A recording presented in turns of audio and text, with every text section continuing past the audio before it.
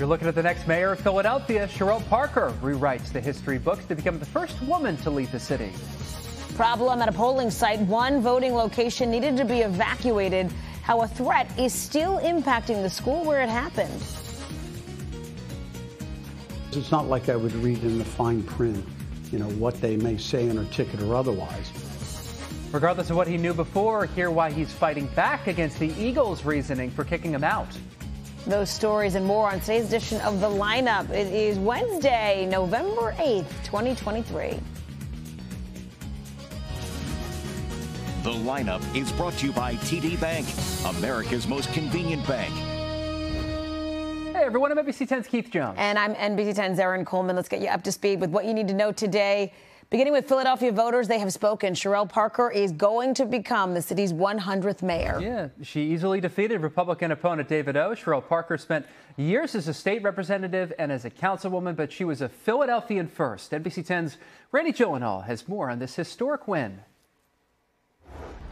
Well, this was a victory that was expected and called almost immediately last night. But for Cherelle Parker, it was a long time coming after spending decades serving in state and local politics. Now she will become mayor of Philadelphia, the 100th mayor here, the first woman and black woman to take that job when she starts serving in January. With a Made in Philadelphia story, last night she made history.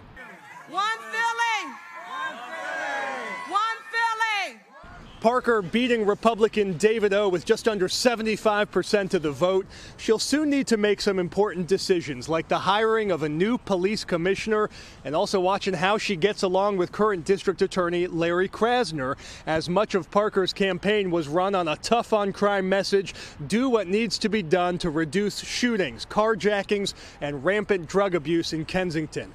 Her emphasis on public safety is tied to her background growing up poor in Philadelphia public schools. She knows these streets and the struggles so many here face daily. We're going to make sure that we put people on the path to self-sufficiency. You heard me talk about making our public health and safety our #1 priority. Listen, I don't apologize about that. We are going to use every legal tool that is in the toolbook to make this city safe. And her victory was fueled by key endorsements from the building trades. Her speech last night was at the Sheet Metals Union, so you can tell that she may be considering supporting even more development and construction in the city of Philadelphia, including the possibility of a new Sixers arena that could be built on Market Street. For now, we're on the Parkway. I'm Gyllenhaal, NBC 10 News. All right, the free NBC 10 app and NBC10.com have complete coverage of the results from Decision 2023. You can take a look at all the elections with the touch of a button. Well, police raided a school in Delaware County while voters were trying to cast their ballot. Extra officers were on hand this morning, too, because of a threat. NBC 10's Matt DeLucia is at Radnor High School with the latest there.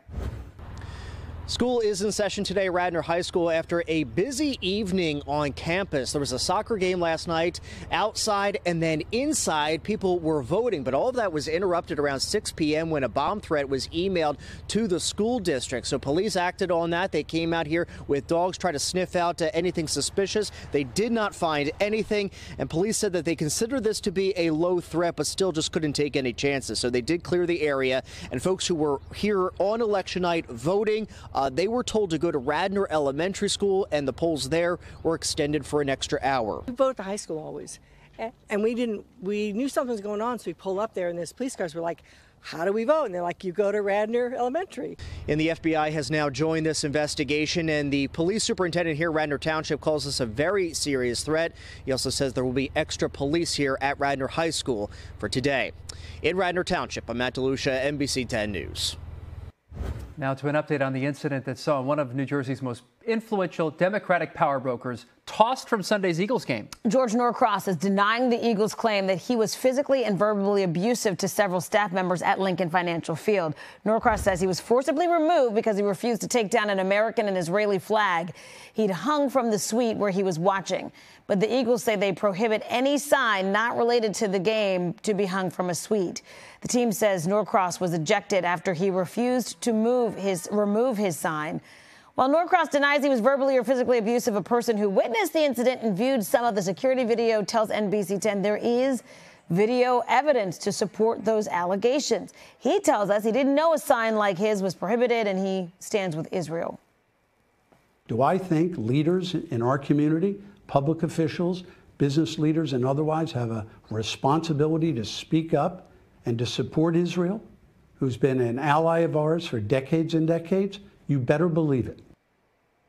The Eagles have continued to condemn the attacks against Israel.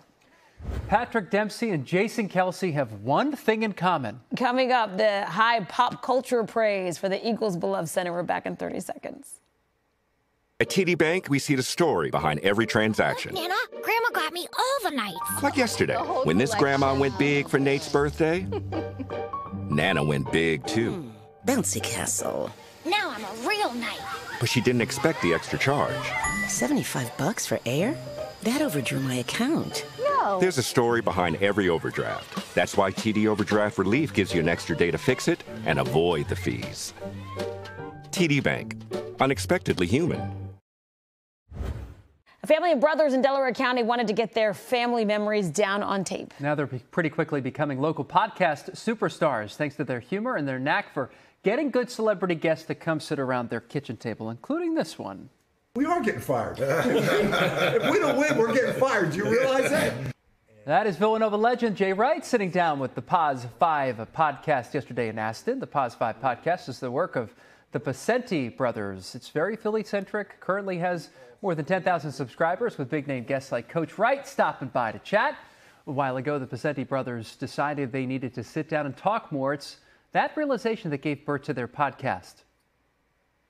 I got diagnosed with Parkinson's 16 years ago, and I'm starting to forget some things, and I wanted to archive some of our moment.